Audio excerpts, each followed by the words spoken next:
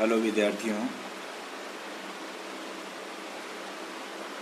वर्ग की विशेषता और अर्थ के बाद आज हम भारत में वर्ग विभाजन के आधार के बारे में समझेंगे।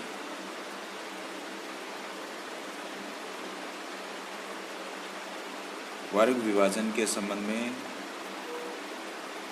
विभिन्न विद्वानों ने अपने अपने परिभाषाओं के आधार पर या अपनी बात के आधार पर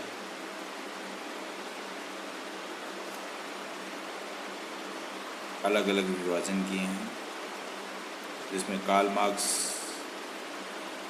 ने वर्ग विभाजन के दो आधार बताए हैं, एक पूंजीवादी वर्ग और दूसरा मजदूर वर्ग। हार्टन व हंट ने भी समाजी वर्ग के आधारों में धन, आय, व्यवसाय, शिक्षा व वर्ग परिस्थिति के प्रति स्वयं की धारणा को प्रमुखता दी है। वार्नर ने वर्ग निर्धारण के 8 आधार बताए: धन, परिवार, शिक्षा इत्यादि।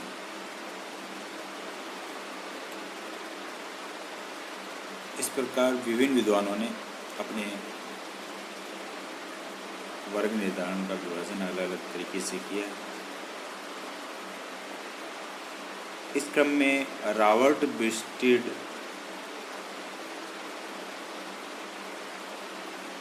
ने भी विभाजन के आधार बताए हैं। वे वर्ग विभाजन के 7 आधार इस प्रकार है: संपत्ति, धन और आय। सबसे महत्वपूर्ण आधार धन, संपत्ति व आय को माना गया है।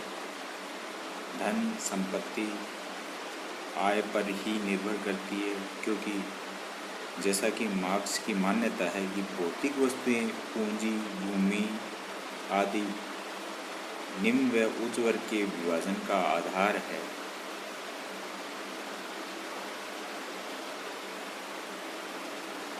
जिसके पास आय के स्रोत जितने अधिक व उच्च स्तर के होते हैं, वह व्यक्ति उतने ही उच्च वर्ग का माना जाता है। किंतु केवल धन संपत्ति ही एक आधार नहीं, अपितु अन्य आधार भी महत्वपूर्ण है। अगला आधार है परिवार व नातेदारी। परिवार व नातेदारी वर्ग निर्धारण का महत्वपूर्ण आधार है। विवाह संबंधों में परिवार व नातेदारी प्रमुख मानी जाती है। जैसे उच्च स्तर वाले व्यक्तियों की रिश्तेदारी उच्च लोगों से ही होती है, अतः परिवार वालों को भी उसी दृष्टि से देखा जाता है। भारत में वर्ग विभाजन के आधार में निवास स्थान भी महत्वपूर्ण स्थान रखता है। कोई व्यक्ति किस स्थान पर रहता है, उसके पड़ोसी किस स्तर के हैं, ये बातें जो होती हैं वर्ग निर्धारण में महत्वपूर्ण होती है। जैसे विकसित कॉलोनी में रहने वाले लोग कच्ची बस्ती में रहने वाले लोगों से उच्च स्तर के माने जाते हैं। चौथा है निवास स्थान की अवधि। कोई व्यक्ति कितने समय में किस स्थान पर रह रहा है, उसका अतीत क्या है, उसके पूर्वज किस स्थान के निवासी थे, आदि सभी तथ्य वर्ग निर्धारण में महत्वपूर्ण है। जैसे कोई व्यक्ति अपने पूर्वजों की निवास स्थान पर रहता है, तो उसकी प्रतिष्ठा उस स्थान से अधिक होती है जहाँ वह नौकरी करता है या क्षणिक रहता है। अर्थात निवास स्थान की लंबी अवधि एक स्टेटस को मेंटेन करती है, एक स्टेटस एक वर्ग को निर्धारण में महत्वपूर्ण भूमिका निभाती है। पांचवा बिंदु है वर्ग निर्धारण में व्यवसाय। व्यवसाय की प्रकृति भी वर्ग निर्धारण का प्रमुख आधार है। जैसे प्रशासक, इंजीनियर, डॉक्टर, राजनीतिज्ञ, प्रोफेसर आदि को समाज प्रतिष्ठा की दृष्टि से देखता है। उनकी तुलना में ठेकेदार, दुकानदार, किसान आदि के पास धन होने पर भी सामाजिक वर्ग में इनकी प्रतिष्ठा उतनी नहीं होती जितनी कि प्रशासक, इंजीनियर, डॉक्टर, प्रोफेसर की होती है। इस प्रकार व्यवसाय की प्रकृति भी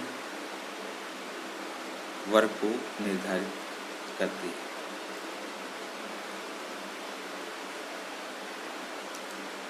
अगला बिंदु है शिक्षा। शिक्षा, तकनीकी ज्ञान ये सभी महत्वपूर्ण कारक हैं वर्ग निर्धारण में। शिक्षित व्यक्ति की प्रतिष्ठा अशिक्षित व्यक्ति की तुलना में अधिक होती है, तो शिक्षित व्यक्तियों का अलग वर्ग बनता है और अशिक्षित व्यक्तियों का। इसी प्रकार अंतिम बिंदु जो धर्म है वह भी वर्ग निर्धारण में अहम भूमिका निभाता है। ऋषि मुनि आज भी सम्मान की दृष्टि में देखे जाते हैं। विशेष रूप से भारतवर्ष में धार्मिक स्थिति को विशेष महत्वपूर्ण माना जाता है। ब्राह्मणों को, पुजारियों को, पंडितों को आज भी हम धर्म के कार्यों में आगे लाते हैं और उनको एक विशेष स्थान है। अतः वर्ग निर्धारण के आधारों के उपरांत निष्कर्ष यह निकलता है कि वर्ग का आधार धन, संपत्ति, आय, व्यवसाय, शिक्षा का स्तर, जीवन स्तर, संस्कृति आदि है और एक समान सामाजिक स्थिति वाले व्यक्ति एक वर्ग में आते हैं।